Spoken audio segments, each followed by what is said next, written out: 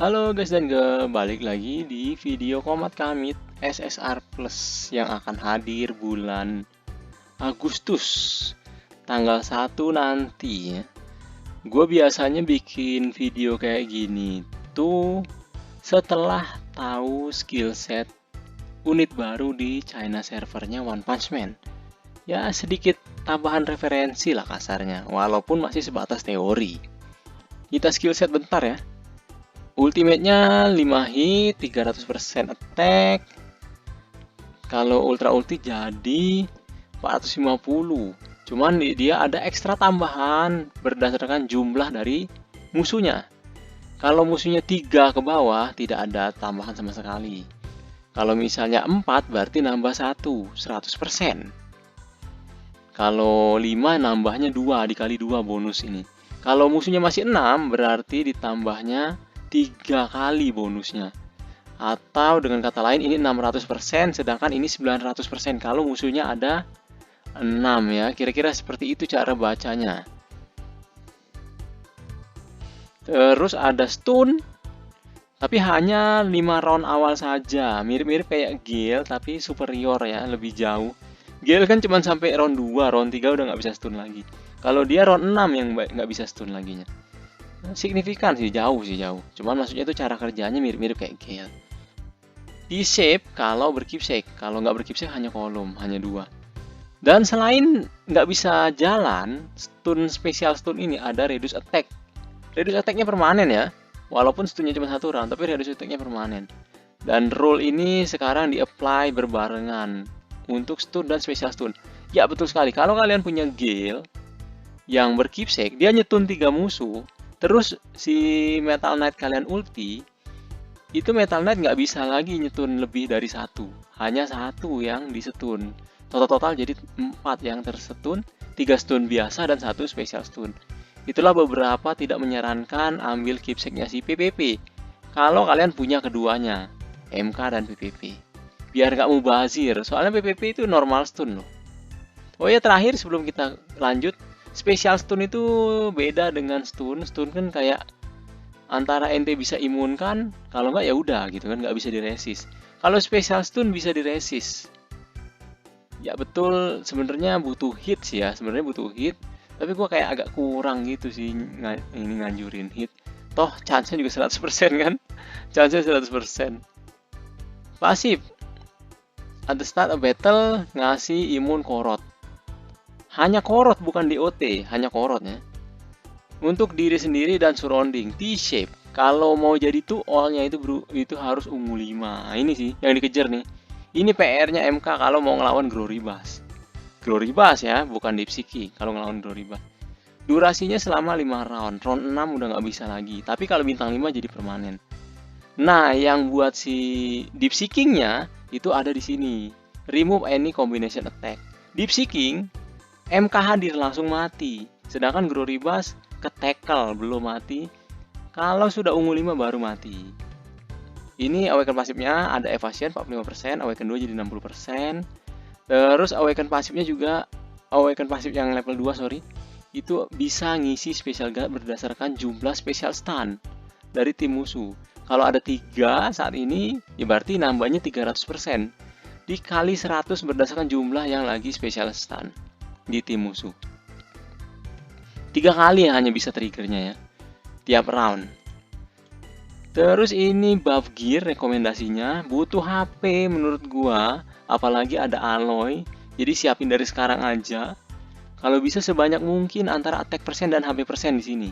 Misalnya attack persen 2, HP persen 2 gitu. Kalau bisa attack persen 3 dan HP persen 2 ya lebih bagus lagi. Cuman nyaris mustahil ya, nyaris mustahil.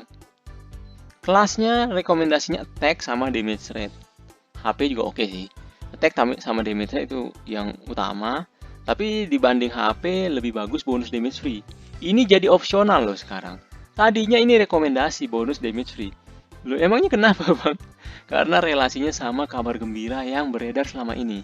Iya betul sekali. Kecap bangau si Aloy itu kan sekarang kemungkinan besar ke Will kan. Tadinya kalau dia di banner, kata kutip itu cara yang wajib diambil. Dan kalau banyak yang punya Aloy, si Metal Knight keburu hilang sebelum masuk round 5. Kok bisa hilang, Bang? Soalnya kan Aloy ngasih special reflect ke semua tim kan. Metal Knight ulti ke tim musuh itu ke refleks semua ke dia ya. Nah, refleksnya itu tipe damage-nya extra damage. Makanya bagus kalau pakai bonus damage free. Rekomendasi malah tadinya. Cuman karena Aloy peredarannya jadi eksklusif, jadi sedikit, makanya hanya opsional. Ya sedikit compete lah ya sama high expander, kira-kira seperti itu. Ada harapan lebih tepatnya. Kalau mau menang sih ya nyaris mustahil ya. Cuman setidaknya ada harapan nggak langsung hilang Metal Knight kalian. Kalau ada bonus damage free. Bila mana nanti si Aloy ternyata ada keajaiban masuk ke banner, nah gue saranin bonus damage free malah yang diprioritaskan. Supaya tidak langsung hilang ataupun setidaknya masuk round 6 lah ya. Jadi fungsi stun dia selama 5 round itu jalan. Ini untuk tipenya attack crit, optional HP sama resist. Resist buat apa, Bang? Bukan buat DOT, lebih ke buat special stun Metal Knight musuh karena bisa diresist. Tentunya Drive Knight ya, Drive Knight. Dan ini sebenarnya sigil kita bersama, favorit kita bersama. Cuman boleh pakai Indomitable kalau nggak salah namanya yang buat reduce extra damage. Tergantung balik lagi ke Aloy tadi ya. Kalau Aloynya ke banner, gas pakai Indomitable sigil oke banget. Ini sekarang value. Nah, ini yang kalian tunggu-tunggu kan? Ini yang kalian tunggu-tunggu di video-video Komat Kamit kayak begini kan. PVP-nya tinggi sekali ini karena dia men-tackle char terkuat saat ini di PVP yaitu si Grori Basama. Ore sama no Corona Nai.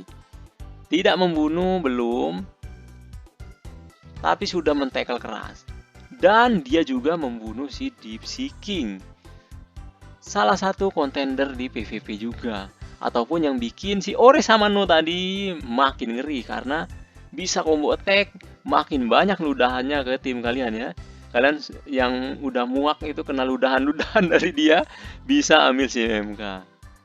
Terus tentunya kalau di keepsake-an naik drastis. Selain stunnya naik, ngambil keepsake juga bikin bisa ungu 5 kan si Metal Knight. Ungu 5 Metal Knight, si Gloribas mati. Di Awaken 2 juga lebih bagus lagi ya. Meluber-luber lewat angka 100.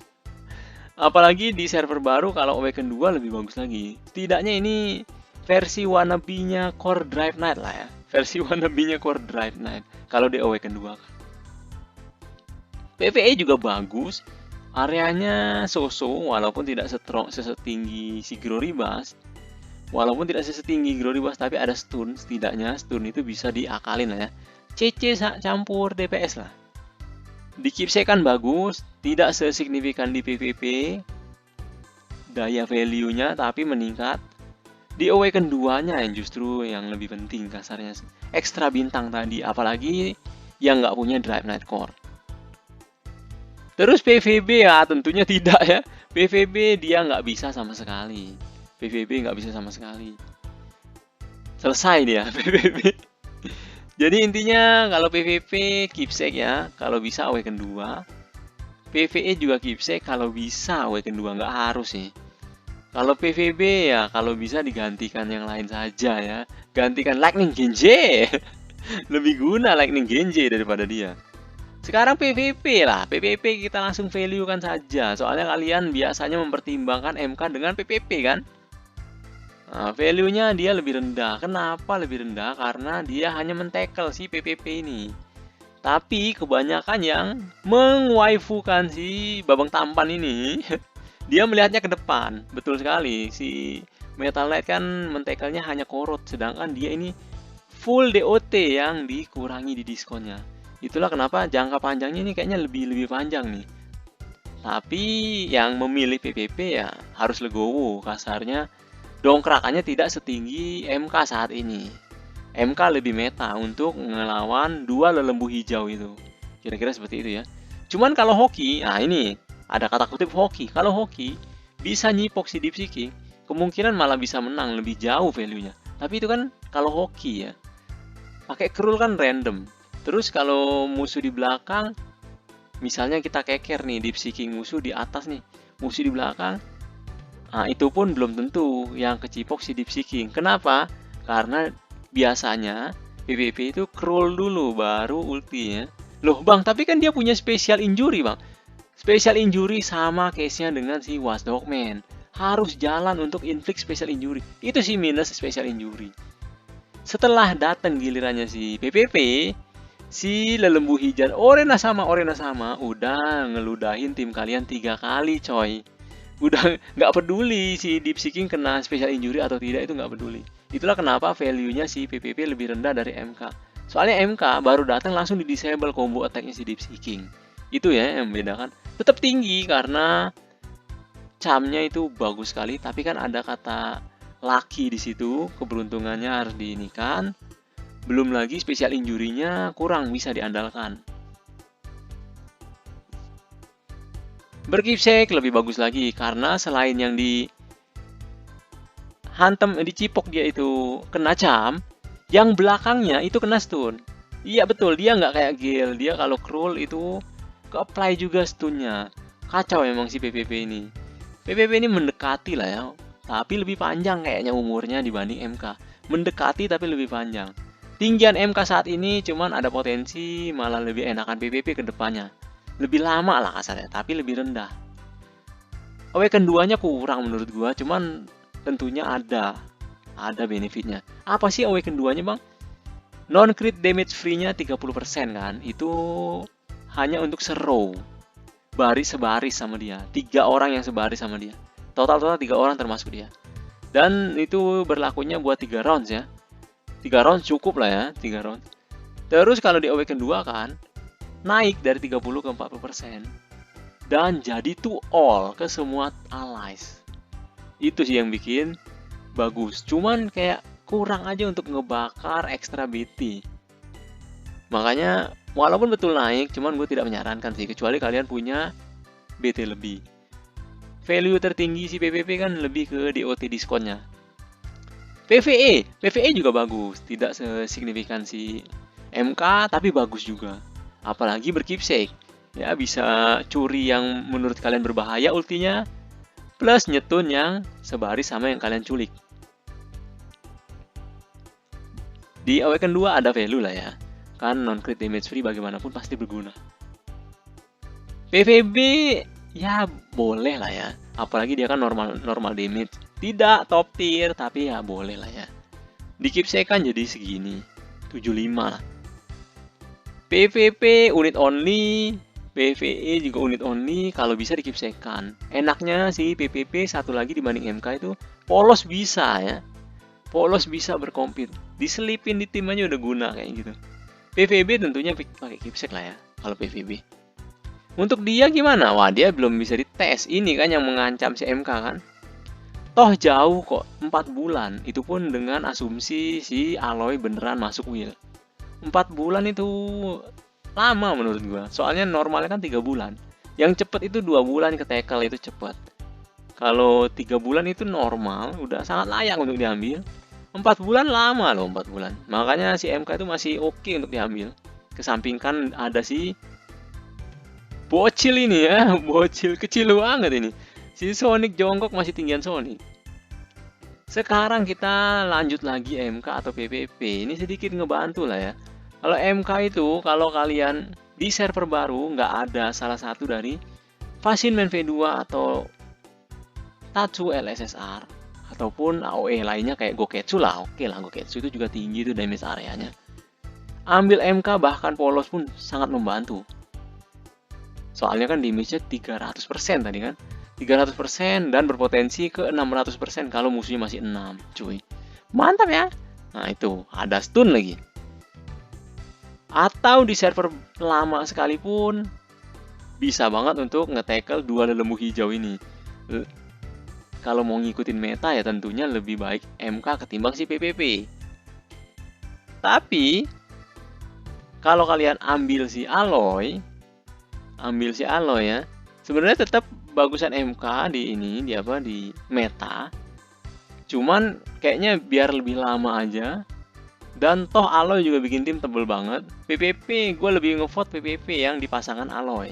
Kecuali Aloynya mau di Awaken 2 kan, MK lebih baik daripada PPP. Kenapa? Bahkan MK polos sekalipun, itu bisa nge-trigger berserk damage dari si Aloy ke semua target. Berserk damage itu nge-triggernya ke tiap target loh. Sadis jadi kalau dikasih AOE. Atau bahkan Giryu Gensu polos sekalipun, di tim Aloy Awaken 2 itu bagus karena kan Giryu Gensu kan gratis dia ultinya ya. Wah, itu area ulti gratis dar. Ya udahlah, kita nggak usah bahas Aloy lagi. Lanjut kita ke yang bagian Awaken 2-nya. Berapa sih nambah bintangnya Bang selama 5 round? Ini sudah pernah ya, jadi kita langsung aja nggak sedetail yang video sebelumnya. Kira-kira DPS itu segini satu round keisinya 3,4 bintang. Sedangkan tank yang HP-nya tinggi, nih kira-kira dengan 15 juta, BP HP dari tank itu 13 juta. Kalau HP dari DPS dengan 15 juta BP itu 7 juta. Nah, segini nih. Signifikan ya? Tetap berasa, sorry, bukan signifikan. 5 round, DPS tentunya penuh 15. Sedangkan tank kalian 9 bintang. Lebih dari setengah. Lebih dari 15, setengah dari 15 itu. Apalagi kalau kalian punya salah satu dari shield booster ini. Bahkan tank sekalipun penuh.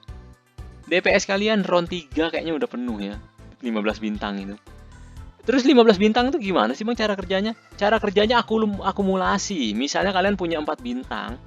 Terus bintangnya kena hantem, hilang oleh ulti musuh, gantian musuh jalan. Itu berarti sudah 4, tinggal 11 lagi. Bukannya tiap karakter tuh bisa ngisi sampai 15, enggak. Tapi tiap karakter jatahnya 15, akumulasi. Bukan total dari maksimum di bawah HP itu bisa sampai 15, bukan. Tapi lebih ke akumulasi.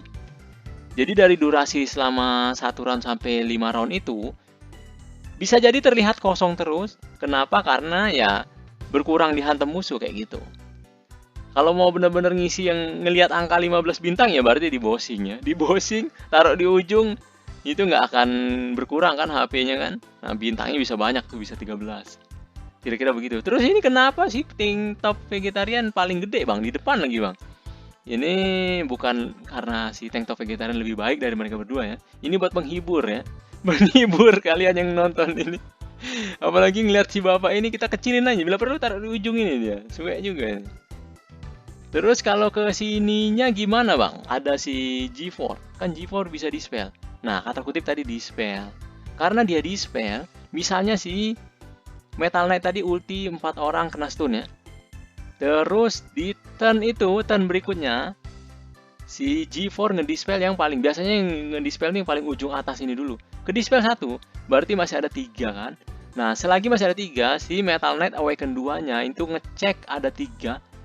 Nge-reveal 300% dari attack-nya si Metal Knight untuk semua ally. Turun kecepatan ngisi bintangnya, tapi tidak mati seperti itu. Apalagi kalau ada Krull.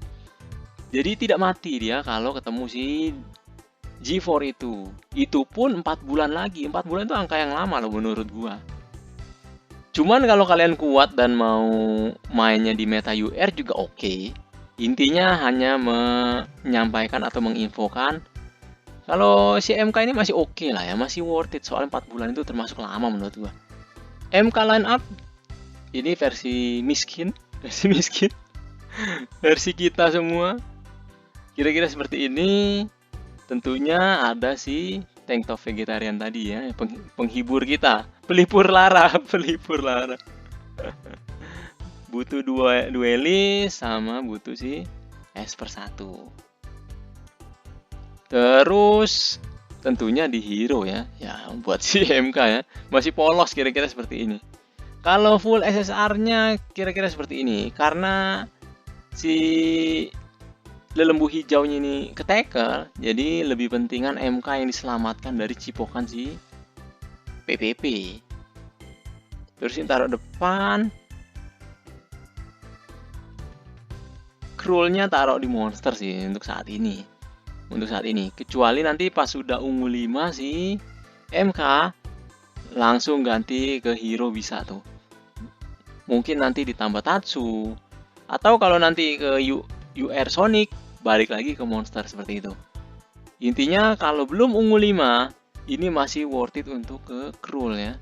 Tapi kalau ini ke belakang, si MK rentan ke Cipok. Soal Cipokannya si ini nih random depan biasanya PPP.